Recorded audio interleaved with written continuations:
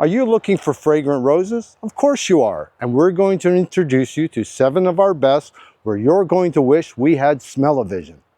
Here we have Bolero, an English look-alike with beautiful lemon verbena scent and a stunning white pink center. Next we have Pop Art, which smells a lot like candy, but it has the two-tone yellow and pink, and it looks really nice. And then the queen of fragrant roses, we have Gertrude Jekyll. This has a very heady old rose myrrh scent. We have a new English rose here, Bring Me Sunshine, which has a beautiful candy scent.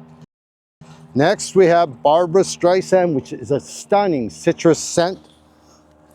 Then Purple Tagger, true old rose with a striped purple and white. And then one of my favorites, Charles Darwin, right here, which smells like tea and a little bit of sweetness, and you can see it looks stunning.